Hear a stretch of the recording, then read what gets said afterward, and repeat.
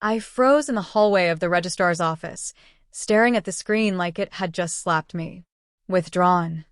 All my college classes gone. Every single one of them. At first, I thought it was some kind of glitch, maybe a technical error. But the clerk at the counter just gave me a sympathetic look and said, "Your father came in last week. Signed the paperwork himself."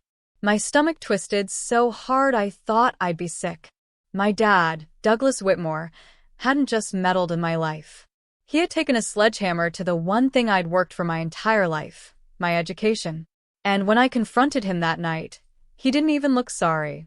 He just smiled and said, "One day, Amelia, you'll thank me for this." That was the moment I decided he was never going to control my future again. What would you do if your own dad sabotaged your future and told you to thank him for it? Seriously, would you forgive him, or fight back like I did? Tell me in the comments, I need to know. Before everything fell apart, my life was simple, and honestly, I liked it that way. I was the girl with a color-coded planner, a part-time job at the campus bookstore, and a dream to graduate with honors. I'd been accepted into my dream college, landed 2 scholarships, and worked double shifts at the diner all summer to cover what was left of tuition. My dad, Douglas Whitmore, was complicated. To the outside world, he was charming, a well-spoken small-town contractor who always knew what was best for his family. But to me, he was controlling.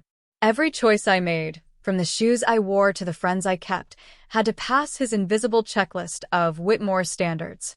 At first, I thought his overprotectiveness was just love. But little cracks started to show.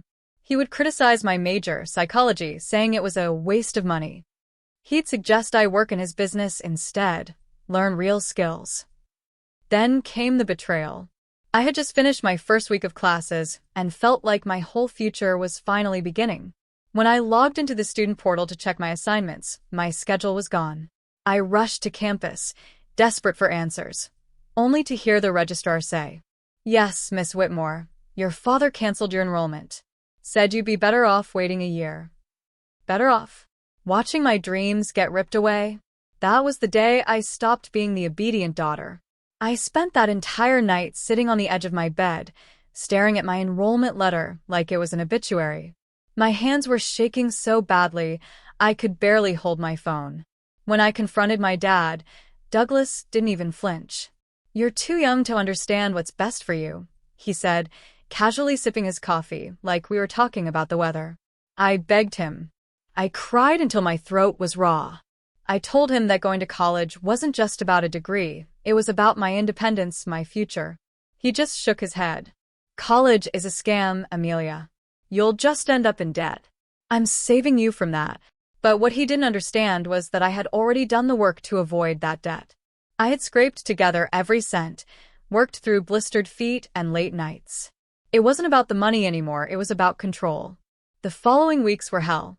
Friends texted me about classes, professors asked why I hadn't shown up, and every notification on my phone felt like a fresh stab. I started avoiding people altogether. At night, I'd lie awake imagining what my life would look like if I just gave up.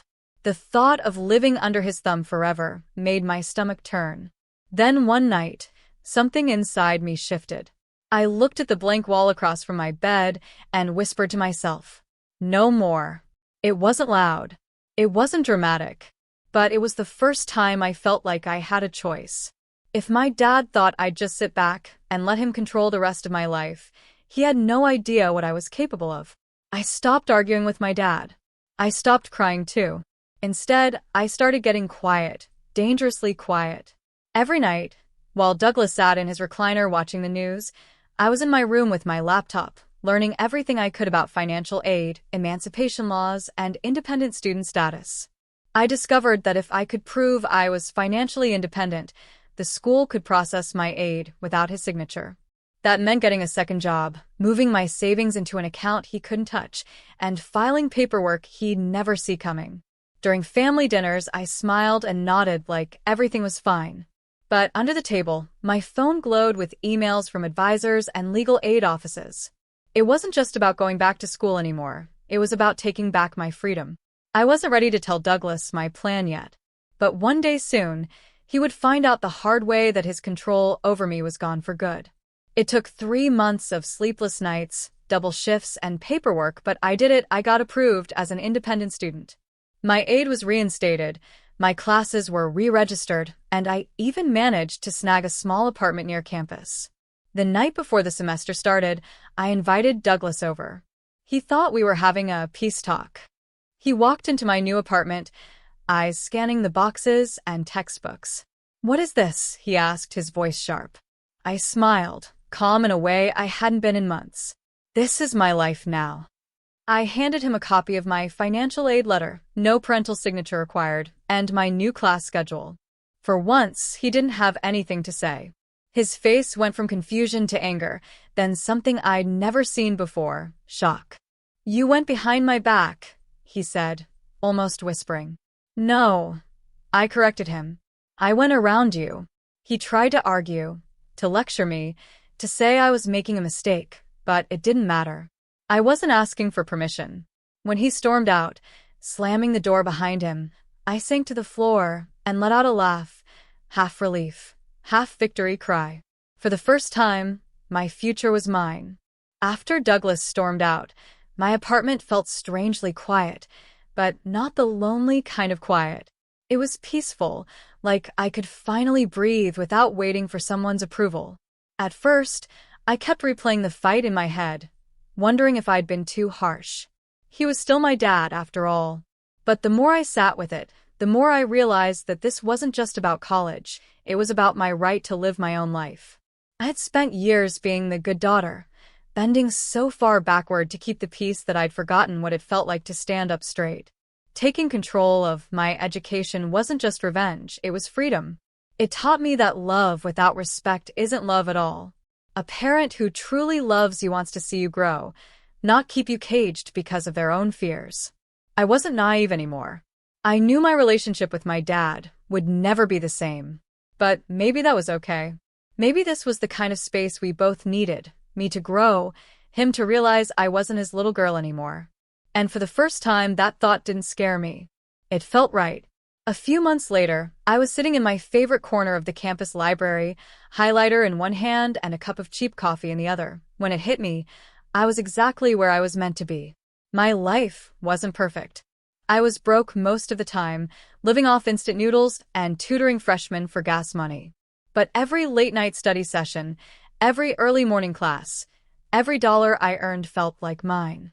Douglas still called occasionally, mostly short conversations about weather or family updates.